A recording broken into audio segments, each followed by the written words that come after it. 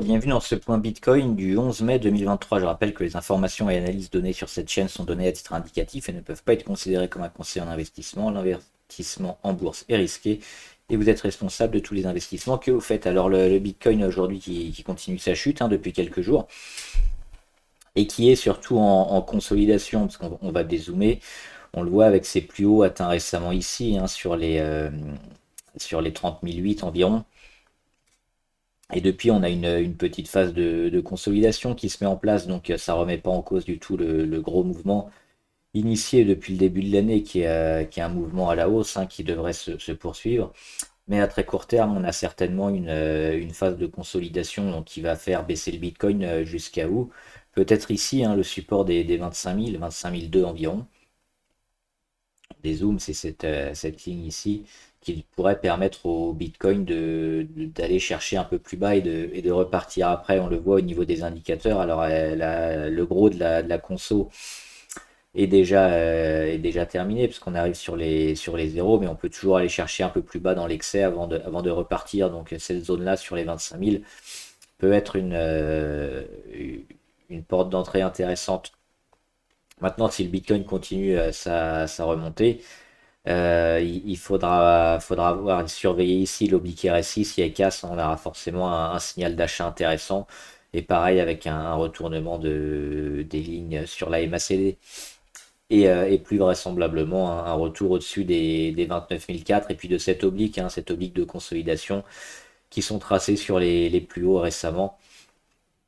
Ce sera un beau signal, mais pour l'instant, on est toujours en phase de consolidation sur le Bitcoin. Alors, il y a une autre crypto qui est assez intéressante en ce moment, c'est Monero. Pourquoi? On va dézoomer Monero. Alors, comme les autres, elle a bien rebondi au mois de janvier, mais elle a un peu tout perdu. Mais ce qui se passe sur Monero, c'est plutôt intéressant. Outre ce pic de volume-là qui doit alerter et qui s'est fait ici autour de la moyenne à 200, et puis on revient, on voit toutes les moyennes qui sont plates et qui sont au même niveau. C'est surtout cette phase de congestion avec l'oblique ici sur les plus hauts qui s'est fait avec le rebond du début de l'année. Et depuis, on le voit ici au mois d'avril et puis au mois de mai, on vient la chercher cette oblique. Et pour l'instant, on la teste, mais on l'a pas cassé. On a aussi une perte de volatilité ces derniers jours par rapport au gros chandelier qu'on a eu ces mois précédents. Donc peu de volatilité, une oblique bien marquée, des plus bas juste au-dessus de la moyenne à 200. On le voit ici avec les mèches. Mais sinon, le corps du chandelier, on s'arrête généralement au-dessus de la moyenne à 200. Donc on a ici une belle phase de congestion. Et si on en sort, ça pourrait permettre à Monero de repartir assez fort, assez violemment. Donc à surveiller on va dire les 150, 156, 157, 158, c'est cette zone-là.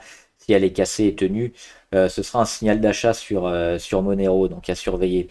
On va faire aussi avant l'or l'euro-dollar avec notamment une petite baisse aussi de l'euro. Donc une montée du dollar, on le voit ici depuis quelques jours. Pourquoi? Parce qu'on revient sur les indices. Et les indices, c'est véritablement un obstacle pour le moment sur l'euro-dollar. Donc un premier échec ici au mois de février. Et puis nouvelle tentative au mois d'avril et au mois de mai. Et à chaque fois, ça bute. Et là, on rentre en phase de consolidation. Donc pareil que ce qui avait été dit précédemment sur le Bitcoin, le retournement est pas à remettre en cause, mais on pourrait avoir une consolidation qui nous amène un peu plus bas. Donc, c'est-à-dire que le dollar va monter, l'euro va baisser. L'euro va baisser jusqu'où? Peut-être ici, on avait un support autour des 1,07 environ, qui est ici, qui pourrait permettre au dollar de digérer un peu sa hausse, parce que là, ce double échec ici sur les indices, ça amènera certainement l'euro un peu plus bas. Dans la parité euro-dollar, pareil, niveau MACD, on voit qu'on était assez haut et qu'on a déjà eu cette inversion de tendance sur cet échec multiple sur les indices. Donc à court terme, on va avoir une phase de une phase de consolidation qui va nous amener certainement la MACD un peu plus bas et puis le prix sur la paire autour des 1,07 probablement. Et enfin, on va faire l'or. Alors, l'or, on le voit avec cette grosse mèche. On va zoomer, c'était le 3 mai. On a méché au-dessus de quoi? De notre résistance. C'était notre résistance sur les. Alors on la voit même pas, elle date un peu plus. On va être en 2 jours, on devrait la voir. Voilà, c'est celle-là, c'est la résistance de août 2020 sur laquelle on a méché en mars 2022 et sur lequel on revient et on voit on dépasse de quelque peu hein, dernièrement au mois de mai. Mais on n'arrive pas à la passer et puis à se mettre au-dessus, hein, donc on revient en journalier.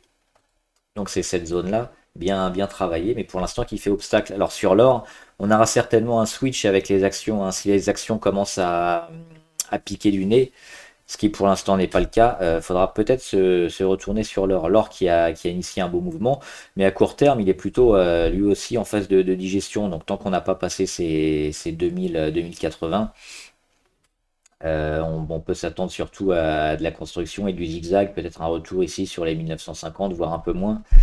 Sur l'or, par contre, si les actions vont baisser, alors on aura certainement un gros retour sur les valeurs refuges et sur l'or, qui pourrait monter, rattaquer ces 2080 et puis performer au-dessus, après au-dessus des 2100 et plus. Mais pour ça, il faudrait des mauvaises nouvelles sur le marché action, je pense, pour lancer l'or au-dessus de cette zone qui pour l'instant fait obstacle. Voilà, j'espère que la vidéo vous a aidé. N'hésitez pas à vous abonner à la chaîne et puis à mettre en commentaire hein, les actions, les valeurs, les cryptos. Tout ce qui vous intéresse, on en discutera ici en graphique et en commentaire. Bon trade, à plus.